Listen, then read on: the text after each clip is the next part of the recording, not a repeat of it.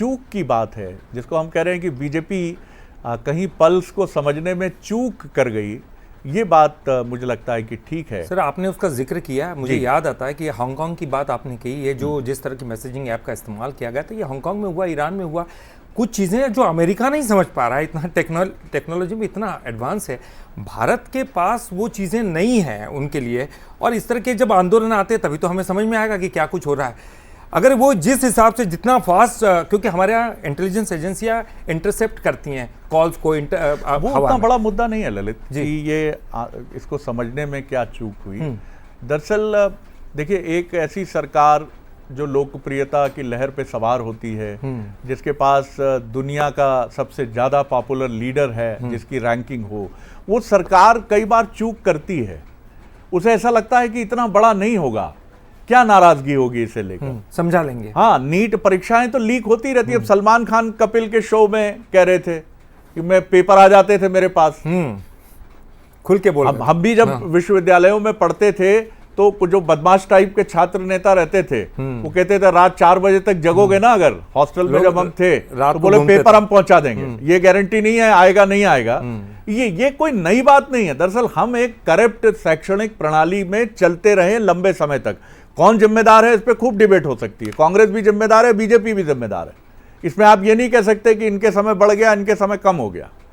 सही बात है कि हम अपनी एजुकेशन प्रणाली की तरफ अभी तक रुख ही नहीं कर पाए हैं। और हम एक पत्रकार के नाते मेरी चिंता ये है कि अब हम जो है वो हम एक ऐसी राजनीति की तरफ चले गए हैं जो वेलफेयरिज्म की राजनीति है, कल्याणवाद की राजनीति है, वो भी certain segments of the society की राजनीति है। और उस राजनीति में विश्वविद्यालयों के लिए पैसा, उनके लिए अच्छे रिसर्च प्रोफेसर्स की तलाश, दुनिया भर के बड़े बड़े विश्वविद्यालयों से कोलैबोरेशन। एक दिन पहले मैं देवास में था, वहाँ मेरी एक निजी मेडिकल यूनिवर्सिटी के प्रोफेसर से बात हो रही थी। उन्होंने कहा, हार्वर्ड के एक प्रोफेसर में मेरी चर्चा हो रही थी, हार्वर्ड के उस प्रोफेसर ने कहा कि हमने नए अब कॉलेज खोलना, नए विश्वविद्यालय खोलना बंद कर दिया, इसकी ज़रूरत नहीं। दूसरा, उन्होंने कहा अब हम ये समझ गए हैं कि बच्चों को हमको एजुकेट करना है तो हमको रील्स बनानी होंगी। अब सबसे इंपॉर्टेंट चीज़ है कि छोटी छोटी हम रील्स बनाएं और उस रील्स से उनको एजुकेट करें, क्योंकि अब क्लास का कॉन्सेप्ट, क्लास में आना, दूर से गाड़ियों से बस से लद के चले आना, वहाँ बैठना, ये होना चाहिए। लेकिन चलिए, जेपी नड्डा से धर्मेंद्र प्रधान मिले हैं, ये बड़ी बात है। क्या कुछ कहा है धर्मेंद्र प्रधान ने, और क्या अब आगे का रास्ता उनके लिए पार्टी तय करेगी? और एक बड़ा सवाल ये भी है कि धर्मेंद्र प्रधान के बाद कौन? ये बहुत महत्वपूर्ण सवाल है, क्योंकि ये सब कुछ तो सोच रखा होगा बीजेपी ने, क्यों इतने दिन से ये पूरा आंदोलन चल रहा है।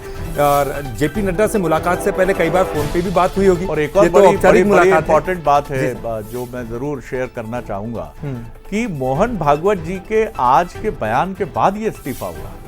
मैं नहीं कहता इससे कोई संबंध है, हाँ। लेकिन मोहन भागवत जी का बयान आता है और उसके बाद धर्मेंद्र प्रधान जी का उसी दिन इस्तीफा होता है। संयोग क्या संघ की तरफ से भी एक मैसेज गया होगा कि अब बहुत हो गया, बातचीत करिए, करते रहिए, लेकिन उस व्यक्ति को कहिए कि वो पद छोड़ दे।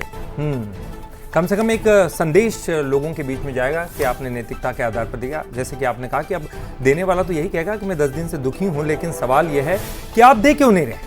कम से कम ये संदेश जाएगा, ठीक है हमने दे दिया, आप बातचीत कीजिए, बातचीत के टेबल पर आइए। संसद में भी कम से कम विपक्षी दलों पर एक दबाव होगा कि अब सब कुछ मान लिया सरकार ने, आप करिए बात, आइए संसद में सार्थक बात कीजिए। क्योंकि चर्चाओं से भागना ये बिल्कुल भी, क्योंकि संसद में तो चर्चाओं के लिए है ना, इतना खर्चा होता है। सर, ये भी एक बहुत बड़ा सवाल लोग उठाते हैं आमतौर पर कि अब मानसून सत्र, क्या ये चर्चाओं को अब लगता है आपको कि आगे अब बिल्कुल देखिए, अब इस पे गतिरोध अगर बनता है तो ये बहुत अनफॉर्चुनेट होगा विपक्षों के खिलाफ। हाँ, ये बहुत दुर्भाग्यपूर्ण होगा दोनों पक्षों के लिए।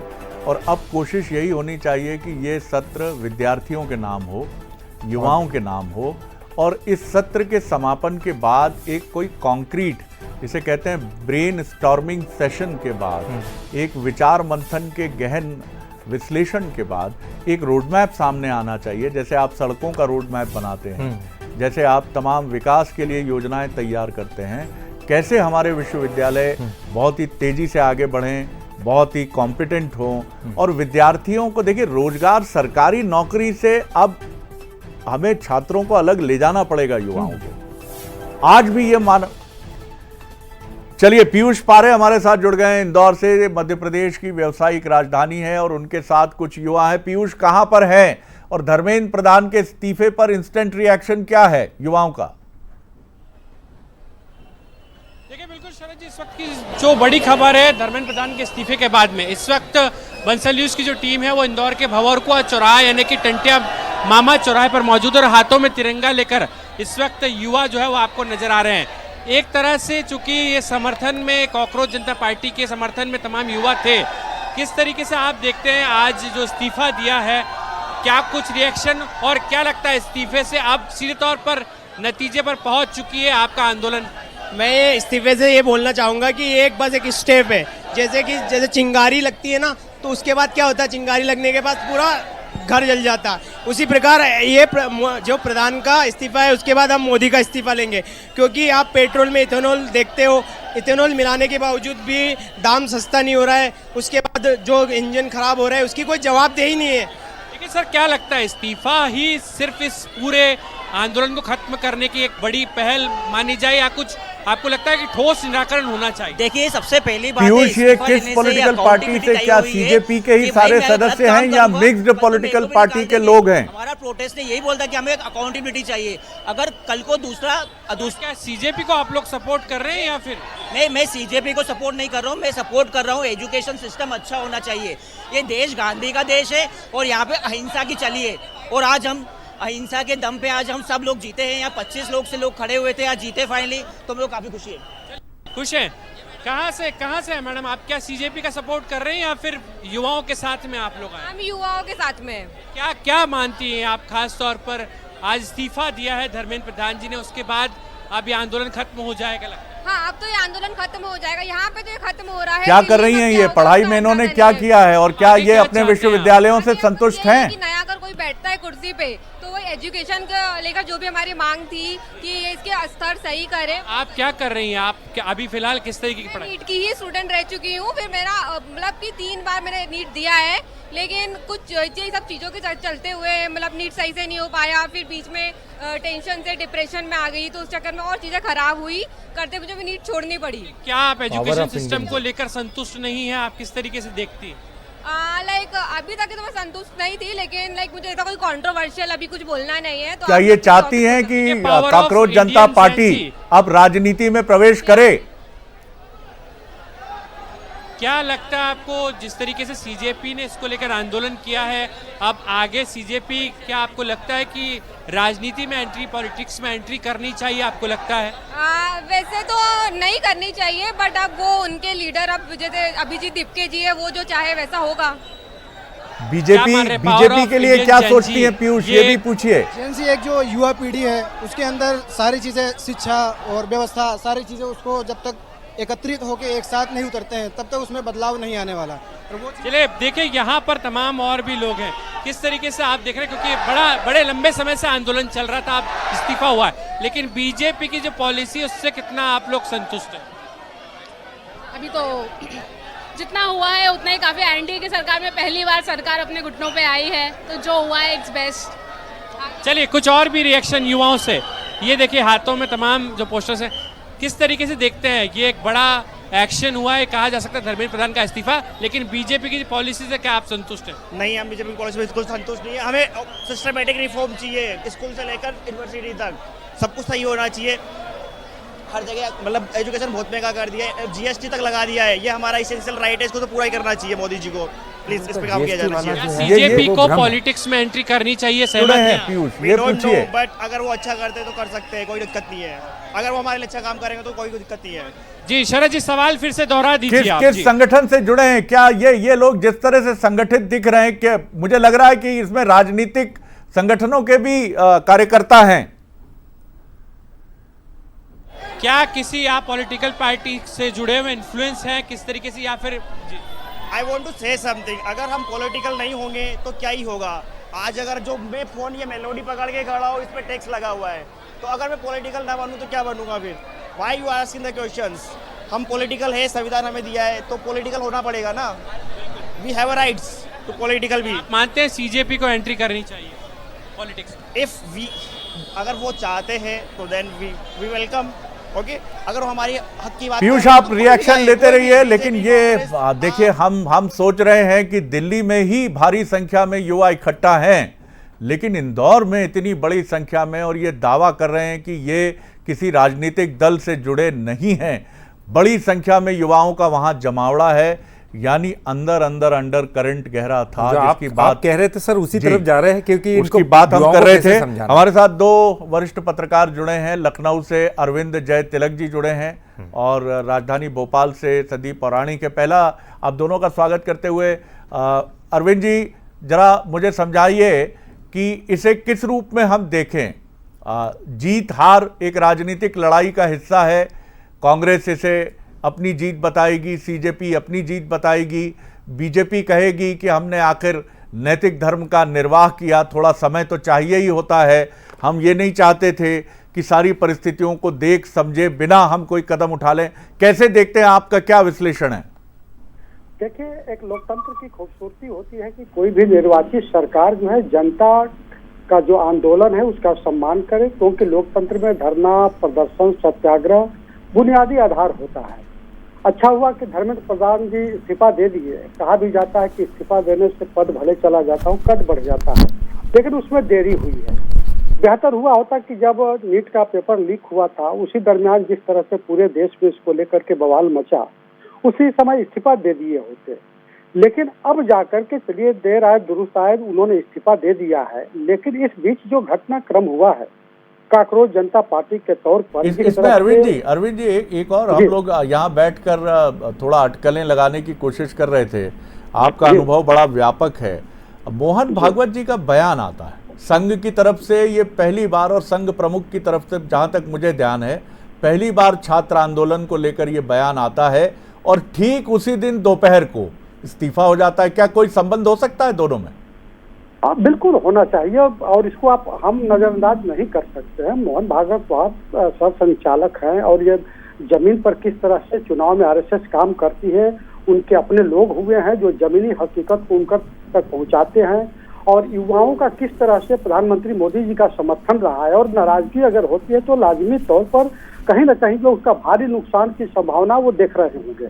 तो मुझे लगता है कि ये जो सरकार भी है, सरकार के जो अपने आनुषंगिक संगठन है, जमीन पर जिस तरह से लोगों से बातचीत कर रहे थे, लोगों की प्रतिक्रिया जान रहे थे। इस समय अरविंद जी, इस समय बीजेपी में क्या चिंतन होगा, क्या सोच रहे होंगे बीजेपी के आइडियोलॉग जो हैं, जो चिंतक हैं इस समय? चाहे मैं बात करूं केंद्रीय गृह मंत्री अमित शाह जी की, मैं अश्विनी वैष्णव जी की बात करूं, या संगठन के जो मुखिया हैं बिहार से आते हैं नितिन नवीन जी, ये सब इस समय बैठकर क्या सोच रहे होंगे? क्योंकि अब आपको एक नैरेटिव लाना पड़ेगा सामने, क्योंकि अब तो यही प्रचारित किया जा रहा है कि बीजेपी झुकी, दबाव में आई और इस्तीफा हो गया, जो बहुत पहले होना चाहिए था। देखिए, एक चीज तो सच्चाई कि अगर कोई दबी बिल्ली चूहों से कान कुतरवाती है तो बिल्ली की उदारता नहीं होती है, उसकी मजबूरी होती है। इसको तो समझना ही होगा, क्योंकि सरकार कहती थी कि सरकार में इस्तीफे नहीं होते हैं, बावजूद उसको इस्तीफा देना पड़ा है। लेकिन एक चीज यहाँ ध्यान रखना होगा कि जिस तरह से काकरोच जनता पार्टी को जो श्रेय दिया गया है, इधर कुछ हलचलें जिस तरह 3-4 दिन के अंदर चलिए, जितेंद्र सिंह, जेपी नड्डा साहब मिलते हैं, कितना सहजता से बातचीत होती है, फिर किसी तरह की कोई प्रतिक्रिया नहीं आती है, कहा जाता है कि कल हम निर्णय लेंगे, और निर्णय लिया गया।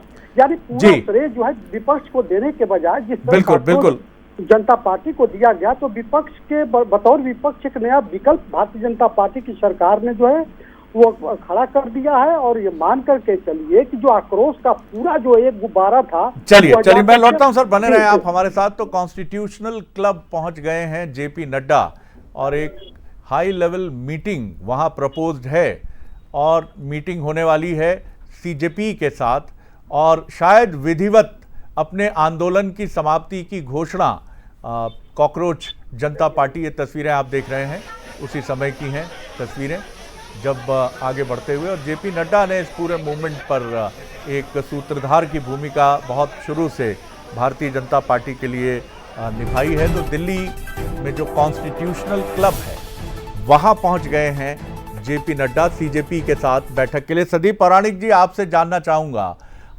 क्या विपक्ष के लिए एक बहुत बड़ा ये एक जिसे बोनांजा हम अंग्रेजी में बोलते हैं, एक लॉटरी जैकपॉट हो गया है उनके लिए? क्या ऐसी स्थिति है या जितना हम सोच रहे हैं ऐसा कोई बहुत फायदा पहुंचने वाला नहीं है?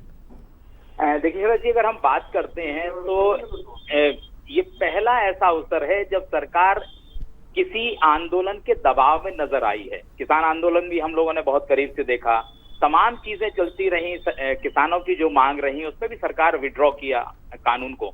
लेकिन ये एक ऐसा आंदोलन था, ये युवाओं का था और भारत युवाओं का देश है। जब युवा आंदोलन कर रहा था तो सरकार के पास एक दबाव तो बना, और ये बात बिल्कुल सही है कि सरकार ने थोड़ा सा देर कर दी। अगर ये इस्तीफा पहले हो जाता, जिस तरह से राहुल गांधी सड़क पर उतरे, अगर उसके पहले ये इस्तीफा हो जाता तो कांग्रेस या विपक्ष को वो क्रेडिट नहीं मिलता, कॉकरोच पार्टी पे पूरा चला जाता। लेकिन राहुल गांधी और कांग्रेस की सक्रियता, वहां अखिलेश यादव की सक्रियता ऐसी रही जिससे कहीं ना कहीं ये भी मैसेज गया कि कॉकरोच पार्टी के साथ विपक्षी दल खड़े हो गए थे और सरकार पर दबाव आया। लेकिन ये बात बिल्कुल सही है कि सरकार ने एक बेहतर संदेश दिया है, क्योंकि अभी दिल्ली और कुछ राज्यों तक ये आंदोलन फैला हुआ था। अगर ये आंदोलन पूरे देश में फैल जाता तो सरकार के लिए नई मुसीबत होती। मुझे लगता है कि सरकार ने बेहतर विकल्प चुना कि धर्मेंद्र प्रधान का इस्तीफा हो जाए, और मुझे लगता है कि विपक्ष इसको भुनाने की कोशिश करेगा। लेकिन कॉकरोच पार्टी जिस तरह से आगे बढ़ रही है, वो विपक्ष को उसका लाभ या यूं कहें श्रेय लेने का अवसर कम मिलेगा, मेरे व्यक्तिगत ऐसा मानना है। निश्चित तौर पर संदीप जी, लेकिन ये है कि अगर एजुकेशन मिनिस्टर ने इस्तीफा दे भी दिया है तो अब सबसे महत्वपूर्ण होगा कि आगे कार्रवाई क्या की जाती है। जिस तरह से एक बड़ा एक्शन हमने कल देखा कि 47 अधिकारियों को बर्खास्त कर दिया गया, आगे क्या प्लान ऑफ एक्शन होना चाहिए एनटीए को लेकर? क्या एनटीए का पूरा ढांचा, पूरा खाका नई तरह से तैयार किया जाएगा ताकि आगे जाकर इस तरह की कोई भी हरकत ना कर सके कोई? देखिए, परीक्षाओं में पेपर लीक होना एक बड़ा विषय बन गया है। अधिकारियों पर कार्रवाई हुई है, धर्मेंद्र प्रधान का इस्तीफा हो गया है। सबसे बड़ी बात है भरोसे की, विश्वास जो होता है वो विश्वास जगाने की बहुत ज्यादा जरूरत होगी इन बच्चों में, क्योंकि जो आंदोलन कर रहे हैं इनकी आयु वही कहते तो 18 से लेके हम कहें 35 तक है, कई बच्चे तो 12 साल के भी हैं जो भी आंदोलन करने पहुंचे। मुझे लगता है कि भरोसा पैदा करना सरकार की सबसे बड़ी जिम्मेदारी होगी। भले आप कितनी ही सर्जरी कर दीजिए, मंत्री हटा दीजिए, एनटीए में बदलाव कर दीजिए, अफसरों पर कार्रवाई कर दीजिए, वो भरोसा कैसे पैदा होगा बच्चों में कि ये सरकार आने वाले समय में कोई पेपर लीक नहीं होने देगी? ये भरोसा पैदा करना सरकार के लिए बड़ी चुनौती होगी। ये कार्रवाई अच्छी है कि अफसरों पर आपने कार्रवाई की, मंत्री को भी इस्तीफा देना पड़ गया। आने वाले समय में ऐसा फुल प्रूफ परीक्षा का सिस्टम आपको डेवलप करना पड़ेगा, या मुझे लगता है कि आने वाले समय में जो भी एक परीक्षा होने वाली है उसमें कहीं गड़बड़ी ना हो। अगर धोखे से गड़बड़ी हो गई तो मुझे लगता है कि फिर इस तरह के आंदोलन खड़े होना बहुत आसान हो जाएगा। निश्चित तौर पर संदीप जी आप बने रहिए हमारे साथ। शरद जी, एक बहुत बड़ा विषय ये उठता है कि अब तक कम से कम 152 पिछले 24-25 साल के हम आंकड़े निकाले तो 152 से ज्यादा पेपर लीक हो चुके हैं। लेकिन सबसे ज्यादा शॉकिंग, चौंकाने वाली बात यह है कि अब तक अकाउंटेबल ठहराया गया 1 से 2 ही मामलों में, लगभग 0 है। सजा का जो दर होता है ना वो 0 है। कई मामलों में शरद जी गिरफ्तारियां हुई, सीबीआई इन्वेस्टिगेशन चली, लेकिन वो जो गुर्गे थे, जो गैंग थी, वो पकड़ाई गई, लेकिन कभी सबूतों की कमी तो कभी पकड़ की वजह से वो अब भी बेल पर है। अब ऐसे में सवाल सबसे बड़ा तो यही उठेगा कि क्या इस मामले में भी इस तरह की ढिलाई बरती जाएगी या फिर कोई एक बड़ा सख्त एक्शन हमें उस गैंग पर होता हुआ दिखाई देगा जो ये पेपर लीक करवा रही है? ये तो आपने बहुत दूर की कौड़ी वाला सवाल किया है। मुझे लगता है अभी तो हमें लड़ना पहले इससे है कि एक राजनीतिक लड़ाई हम देखेंगे और ये राजनीतिक लड़ाई 5 राज्यों के चुनाव में हमें दिखेगी। और बेशक मैं ये बात कह सकता हूँ कि कितनी तवज्जो होगी इस पर बहुत ज़्यादा उम्मीद से मैं नहीं देख पा रहा हूँ। कि ये ज़रूर अच्छी बात है कि छात्र आंदोलन के बाद नीट की परीक्षा को लेकर इतना बड़ा एक्शन हुआ है, लेकिन इसके साइड इफ़ेक्ट भी होंगे। बिल्कुल, क्योंकि अब छात्रों का एक गुट दबाव बनाने के लिए भी, हमें नहीं मालूम परीक्षा के पेपर लीक हुए नहीं हुए, लेकिन आप ऐसे मूवमेंट्स की कहीं बाढ़ ना खड़ी कर दें जिससे दिग्विजय सिंह जी कुछ कह रहे हैं, सुन लेते हैं जी। क्यों में बड़ा घपला किया जिसकी जांच शिवराज सिंह चौहान साहब ने कराई और घपले में दोषी पाए गए लेकिन जिस अधिकारी ने जांच की थी उसका बेचारे का तबादला कर दिया गया। लेकिन उसके बाद हम लोगों का दबाव बढ़ा तो उनका इस्तीफा लेकर उन्हें छत्तीसगढ़ राज्य में पब्लिक सर्विस कमीशन का चेयरमैन बना दिया गया। वहां घपला किया तो वहां भी इस्तीफा दिया। वहां गए तो यूपीएससी का मेंबर बना दिया, वहां चेयरमैन बना दिया। वहां से रिटायर हुए तो अब एनटीए, नेशनल टेस्टिंग एजेंसी, जो कि नीट और जेई का एग्जाम कराती है, उसके अध्यक्ष के रूप में चले गए। और जब से वो गए तब से नीट का पर्चा उजागर होने लगा। मैं संसदीय समिति के अध्यक्ष के रूप में मैंने इनको मीटिंग के लिए बुलाया, बयान देने के लिए बुलाया। जब मैंने उनसे पूछा कि आपके रहते हुए ये कैसे हुआ, प्रदीप जोशी जी कहने लगा मेरे पास तो कोई अधिकार नहीं है अध्यक्ष महोदय। अब आप समझ लीजिए, सबसे पहले इस्तीफा तो एनटीए के चेयरमैन का होना चाहिए था, क्यों नहीं उसका इस्तीफा लिया गया। मोदी जी की आज का बयान है कि 48 लोग उन्होंने बर्खास्त कर दिए। सबसे पहले बर्खास्त तो आप करना था धर्मेंद्र प्रधान और एनटीए के चेयरमैन प्रदीप जोशी को, जिसको नहीं किया क्योंकि वो आरएसएस का प्रचारक है। क्या लगता है कांग्रेस? तो देखिए कितनी महत्वपूर्ण बात है कि ये सारी चीज़ें, और मैं अभी खबरों में देख रहा हूँ शिवालिका कि टॉमन सिंह सोनवानी जी, जो छत्तीसगढ़ पीएससी के चेयरमैन थे और जिन पर यह आरोप था, अभी वो जेल में हैं। अब उन्हें ईडी भी गिरफ्तार करने के लिए पहुंच गई है। इनके बेटे और बहू सेलेक्ट हुए थे पीएससी में, भाई की बहू सेलेक्ट हुई थी, बहन की बेटी सेलेक्ट हुई थी और बड़े भाई के बेटे सेलेक्ट हुए थे। अब छात्र क्या करें, वो सड़कों पर ना आए, है ना। चलिए, हमारे साथ सनी मालवीय हैं भोपाल से, जहां उनके साथ भी कुछ विद्यार्थी हैं। सनी, आप कहां पर हैं और छात्रों के बीच में किस तरह का माहौल है, और क्या ये सीजेपी से जुड़े हुए, अभी तो फोन ही निकाल रहे हैं, वो आवाज ठीक से मिल रही है आपको सनी? वो अपना फोन खंगाल रहे हैं अभी, और आप उलझन बता रही है कि अभी सुन नहीं पा रहे हैं ठीक से। सुन पा रहे हैं सनी आप? ठीक है, उनसे जुड़ेंगे हम थोड़ी देर में। लेकिन शरद जी, एक बड़ा सवाल ये भी उठता है कि जेन जी, जो हमारी जनरेशन है, वो सिर्फ ये नहीं चाहेगी कि हाँ ठीक है आपने इस्तीफा दिलवा दिया, उसके बाद अगर छोटी सी भी चूक होती है तो वो भी भारी पड़ेगी सरकार को। देखिए, एक चूक जो सरकार से हुई वो भारी पड़ी। आप अगर ये फैसला बहुत पहले कर लेते तो न सीजेपी खड़ी होती, न सोनम वांग। क्या कुछ कह रहे हैं, चलिए सुन लेते हैं। ये क्या हो गया, ये क्यों नाराजगी जता रहे हैं? वो खुश हो रहे थे, ये रिएक्शन है उस वक्त का जब पता चला था कि धर्मेंद्र प्रधान ने इस्तीफा दे दिया है। ये उस वक्त का रिएक्शन है, लंबे समय से, क्योंकि यही मांग कर रहे थे। तीसरी जो मांग थी उस पर अड़े हुए थे, कह दिया था साफ कि हम नहीं मानेंगे, समझौता नहीं करेंगे। और उसी तरह की कुछ खुशी, उसी तरह का सेलिब्रेशन आज लगभग देश भर के जो प्रदर्शनकारी है उनमें दिखाई दे रहा है। और सनी भी जुड़ रहे हैं हमारे साथ। निश्चित तौर पर एक अलग तरह की एक वाइब्स मैं देख रहा हूं युवाओं में, और शायद यही सबसे बड़ी वजह है कि देश भर से जो इनपुट सरकार के पास पहुंचे शिवालिका, वो सिर्फ जंतर मंतर के इर्द गिर्द युवाओं का मंतर फेरा नहीं था, बिल्कुल वो पूरे देश से पहुंच रहा था। और यही वजह थी कि उन्होंने तय